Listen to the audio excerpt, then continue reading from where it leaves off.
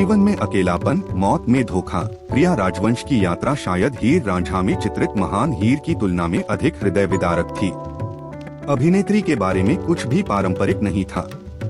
Vera Singh के रूप में जन्मी गुरु और फिल्म निर्माता चेतन आनंद ने उनका नाम प्रिया राजवंश रखा। अपने शाही आचरण और अंग्रेजी उच्चारण के कारण करीबी दोस्तों द्वारा क्वीन एलिजाबेथ नाम से पुकारी जाने वाली प्रिया ने हिंदी फिल्मों में अभिनय करना चुना। चेतन आनंद की हीर रांझा में बर्बाद हीर के रूप में उनके दुखद मोड़ ने उन्हें प्रसिद्धि दिलाई। सत्यजीत रे और राज कपूर जैसे मास्टर फिल्म निर्माताओं ने भले ही इस असामान्य अभिनेता के लिए भूमिकाएं लिखी हों, लेकिन प्रिया ने अपने सपनों को अपने गुरु के साथ मिलाने का विकल्प चुना और कभी भी चेतन आनंद के महल से बाहर नहीं निकली। विडंबना यह है कि अपने संक्षिप्त करियर को देखते हुए प्रिया राजवंश को फिल्म इतिहास के अभिलेखागार में कोई गौरवशाली उल्लेख नहीं मिल सका, लेकिन उसे अनजाने में एक शर्मनाक मौत के लिए याद किया जाएगा। जी हाँ, आज हम बात करेंगे मशहूर अभिनेत्री प्रिया राजवंश के बारे में। प्रिया राजवंश का जन्म 30 दिसंबर 1936 को शिमला में हुआ और 27 मार्च 2000 को उनकी मृत्यु मुंबई में हो गई। इनका असली नाम वेरा सुंदर सिंह था। वह एक भारतीय फिल्म अभिनेत्री थीं, जिन्हें हीर रांझा और हंसते जख्म जैसी सुपरहिट हिंदी फिल्मों में उनके अभिनय के लिए जाना जाता है। उन्होंने अपने करियर के दौरान कुछ अन्य फिल्मों में भी अभिनय किया। यह संयोग ही है कि हिमाचल ने बॉलीवुड में जो 3 हीरोइनें प्रीति जिंटा, प्रिया राजवंश और कंगना रनौत भेजी हैं, उनके साथ मार्च महीने के सुखद या दुखद संबंध हैं। 27 मार्च को प्रिया की जान चली गई। प्रीति का जन्म 31 और कंगना का 20 मार्च को हुआ था।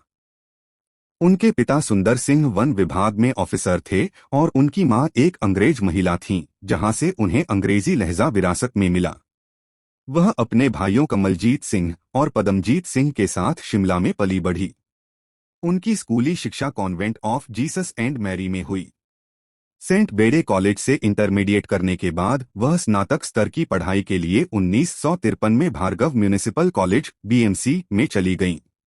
इस अवधि के दौरान उन्होंने शिमला के प्रसिद्ध गेयटी थिएटर में कई अंग्रेजी नाटकों में अभिनय किया। उन दिनों वह शिमला के साहित्यकारों और प्रतिभावान लोगों की चहेती थीं और कॉफी हाउस में गपशप का एक हॉट विषय भी थीं। प्रत्येक नाटक के साथ उसने अपने अभिनय कौशल में सुधार किया। उनकी याददाश्त अद्भुत थी। प्रिया राजवंश की डायनामिक पर्सनालिटी, स्मूथ स्किन और एक्सप्रेसिव आईज थीं। एक्टिंग का शौक उन्हें पहले ही था, इसलिए स्नातक स्तर की पढ़ाई के बाद वह रॉयल ड्रामेटिक अकादमी लंदन में शामिल होने के लिए इंग्लैंड चली गईं, जहां लॉरेंस ओलिवियर के मार्गदर्शन में उन्होंने अपनी प्रतिभा को निखारा। आगे हम बात करते हैं उनकी फिल्मी जिंदगी के बारे में। 60 के दशक की शुरुआत में फिल्मी पत्रिकाओं में खबरें आने लगीं कि शिमला की एक और लड़की की खोज किसी और ने नहीं बल्कि चेतन आनंद ने की थी और उसे स्क्रीन नाम प्रिया राजवंश दिया गया था। विडंबना यह है कि प्रिया को चेतन साहब के जीवन में लाने में उमाजी, चेतन आनंद की पत्नी, ने महत्वपूर्ण भूमिका निभाई थी। उमाजी ने प्रिया को चंडीगढ़ में एक समारोह में प्रदर्शन करते देखा और उन्हें चेतन साहब का कार्ड दिया और उनसे संपर्क करने के लिए कहा। प्रिया ने चेतन साहब को अपनी तस्वीरें पोस्ट की, जो हीर रांझा में हीर की भूमिका के लिए एक नए चेहरे की तलाश में थे। जब उसने तस्वीरें देखीं तो उसने उसे टेलीग्राम किया, तुरंत बंबई आओ, उसे अपनी हीर मिल गई थी। लेकिन हीर रांझा को कुछ देरी हुई, इसलिए उन्होंने हकीकत फिल्म के लिए प्रिया को चुन लिया और जब हीर रांझा 1971 पूरी हुई, प्रिया और वह करीब आ गए। हीर रांझा के बाद प्रिया को राज कपूर और सत्यजीत रे सहित शीर्ष फिल्म निर्माताओं ने फिल्मों की पेशकश की, लेकिन वह चेतन साहब से आगे नहीं बढ़ी। हाँ, शादी प्रिया के दिमाग में जरूर आई, लेकिन चेतन साहब बात को टालते रहे कि लड़कों को बड़ा होने दो। बाद में उसने स्थिति स्वीकार कर ली क्योंकि दोनों बहुत अच्छे दोस्त बन गए थे। वह उन्हें अपना गुरु मानती थीं। प्रिया और चेतन के बीच यह डायरेक्टर मेंटोर दोस्ती उनके रिश्ते का मुख्य आधार बन गई और वे शादी के आधिकारिक बंधन के बिना लगभग 30 वर्षों तक एक साथ रहे। प्रिया चेतन से 20 साल छोटी थी। इसके बाद भी उन्होंने केवल चेतन आनंद की फिल्मों में अभिनय किया। चेतन ने कभी भी उनके मुख्य किरदार के बिना कोई फिल्म नहीं बनाई। प्रिया और चेतन के बीच बहुत अच्छे रिश्ते थे। वह मिलनसार थी, चेतन बहुत मितभाषी था। इसके बावजूद वे एक दूसरे को बहुत पसंद करते थे। प्रिया पूरी तरह से उसके प्रति समर्पित थी। इस तरह प्रिया चेतन आनंद की फिल्मों की घरेलू नायिका बन गईं। अत्यधिक प्रतिभाशाली अभिनेत्री होने के बावजूद उनकी पहली फिल्म हकीकत में उनका अंग्रेजी उच्चारण, डायलॉग डिलीवरी और वेस्टर्न स्टाइल भारतीय दर्शकों को अधिक पसंद नहीं आया। उनकी अगली फिल्म हीर रांझा 1970 में आई, जिसमें उन्होंने उस समय के लोकप्रिय अभिनेता राजकुमार के साथ अभिनय किया और फिल्म हिट रही। इसके बाद 1973 में उनके करियर की सबसे बेहतरीन फिल्म हंसते जख्म आई। उनकी अन्य प्रसिद्ध फिल्में 1973 में राजकुमार के साथ हिंदुस्तान की कसम और 1981 में राजेश खन्ना के साथ कुदरत थीं, जिसमें उन्होंने मुख्य भूमिका में हेमा मालिनी के साथ समानांतर भूमिका निभाई थी। उन्होंने 1977 में साहेब बहादुर में देव आनंद के साथ अभिनय किया। उनकी आखिरी फिल्म हाथों की लकीरें 1985 में रिलीज हुई थी, जिसके बाद उन्होंने अपना फिल्मी करियर खत्म कर दिया। अब हम बात करते हैं उनकी निजी जिंदगी के बारे में। प्रिया राजवंश और Chetan Anand live in relationship में थे। उन्होंने पहले कालूमल एस्टेट में अपना फ्लैट खरीदा और बाद में मंगल किरण जुहू मुंबई में एक बड़ा घर खरीदा। 1997 में चेतन आनंद की मृत्यु के बाद चेतन आनंद की वसीयत के अनुसार उन्हें चेतन आनंद के बेटों के साथ उनकी संपत्ति का एक हिस्सा विरासत में मिला। 27 मार्च 2000 को मुंबई के जुहू स्थित चेतन आनंद के रुया पार्क बंगले में उनकी हत्या कर दी गई थी। 57 वर्षीय अभिनेत्री का शव 28 मार्च को रुया पार्क बंगले के बाथरूम में मिला था। पोस्टमार्टम से पता चला कि उनका गला घोंट दिया गया था और दम घुटने से उनकी मौत हो गई थी। पुलिस ने चेतन आनंद के बेटों केतन आनंद और विवेक आनंद के साथ साथ उनके कर्मचारियों माला चौधरी और अशोक चिन्नास्वामी पर उनकी हत्या का आरोप लगाया। उनका मकसद चेतन आनंद की संपत्ति पर अपना अधिकार जमाना था। राजवंश के हस्तलिखित नोट्स और उनके द्वारा विजय आनंद को संबोधित एक पत्र अभियोजन पक्ष द्वारा सबूत के रूप में अदालत में पेश किया गया था। पत्र और नोट्स ने राजवंश की रहस्यमय परिस्थितियों में मृत्यु से पहले के उसके डर और चिंता पर प्रकाश डाला। किसी भी चीज ने फिल्म इंडस्ट्री को इतना आकर्षित नहीं किया था जितना कि गुजरे जमाने की अभिनेत्री प्रिया राजवंश की हत्या की भयानक कहानी ने, और यह भयावह जानकारी यह कि कथित संदिग्ध चेतन आनंद के बेटे थे, जबकि कुछ महीने तक पहले प्रिया राजवंश को किसी ने याद नहीं किया। इंडस्ट्री और उसके लोगों ने उन्हें भुला दिया था। सत्र न्यायाधीश एसपी निकम का फैसला लगभग एक महीने तक चली सुनवाई के बाद आया, जिसमें अभियोजन पक्ष के 22 गवाहों और बचाव पक्ष के 4 गवाहों की गवाही शामिल थी।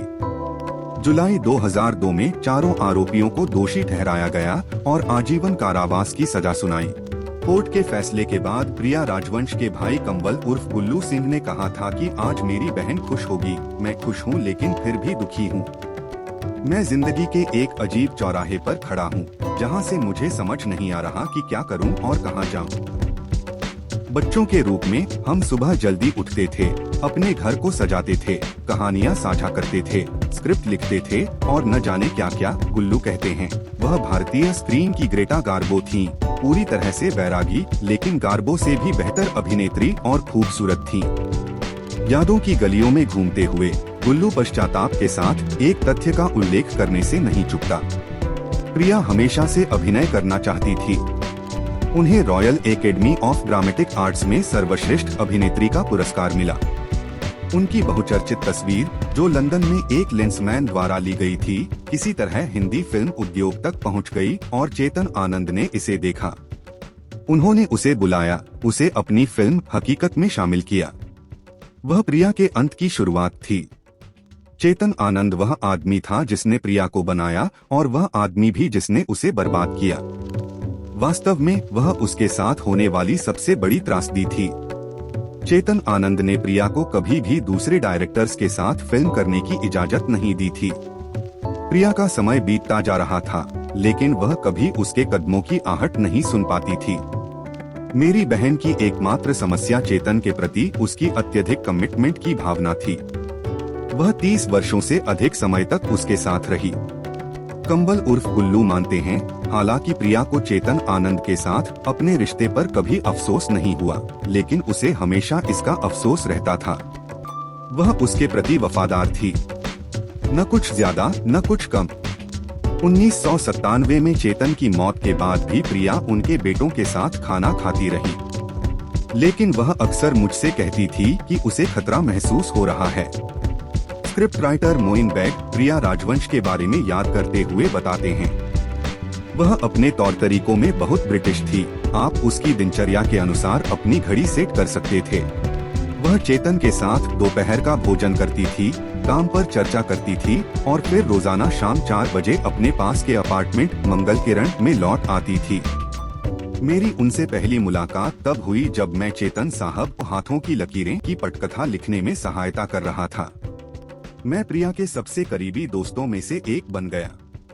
जब चेतन साहब बीमार पड़ गए, वे अस्थमा के मरीज थे, तो उन्होंने दिन रात उनकी देखभाल की। उनके निधन के बाद वह अकेली हो गई थीं। चेतन साहब ने बंगला अपने दोनों बेटों और प्रिया के लिए छोड़ दिया था। उनके और उनके बेटों केतन और विवेक आनंद के बीच चीजें थोड़ी अप्रिय हो गईं। वह उनसे कहती थी कि अगर वे बंगला बेचना नहीं चाहते तो वे उनसे यह बंगला खरीद लें। मरने से एक शाम पहले अनजाने में उसने मुझे अपने घर बुलाया। उसने मुझे बिस्तर पर बिठाया, अपनी अलमारी का दराज खोला, मुझे दिखाया कि उसके बैंक के कागजात, लॉकर की चाबियां और वसीयत कहाँ रखी थी। उन्होंने मुझसे दीवार के ऊपर रखे चीनी मिट्टी के गणपति को नीचे लाने के लिए कहा। गणपति के अंदर उसके गहने रखे हुए थे, जिन्हें वह अपने भाइयों कमलजीत सिंह उर्फ गुलू और पदमजीत सिंह उर्फ बिल के बच्चों को देना चाहती थी। उस मनहूस दिन 27 मार्च 2000 को प्रिया की मृत्यु के दिन मुंबई बंद था, इसलिए मैं उसके घर में नहीं जा सका। वो शाम उन्हें अपनी पड़ोसी महारानी भावनगर की बृजराज नंदिनी देवी के घर पर बितानी थी, लेकिन आदत से मजबूर होकर वह अपना पहला पैग लेने के लिए अकेले ही बंगलों में चली गई। और बाकी इतिहास है। जब मैंने उनके निधन की खबर सुनी तो मेरा दिल टूट गया और मैं पागल हो गया, लेकिन आखिरकार मैंने खुद को संभाला और उसका कीमती सामान उसके भाइयों को सौंप दिया। हम दोस्तों ने उसका अंतिम संस्कार और चौथा का आयोजन किया। उनके प्रिय मित्र अनूप जलोटा ने भी उनके चौथे पर गाना गाया। कहीं न खत्म होने वाली सड़क की तरह यह कहानी हमेशा चलती रहेगी, लेकिन लबोलुआब यह है कि प्रिया की फिल्मों की तरह उनकी असल जिंदगी में भी दुखद अंत हुआ। फिल्मी फैक्ट्स चैनल की ओर से इस फेमस अभिनेत्री को भावभीनी श्रद्धांजलि। With love and remembrance.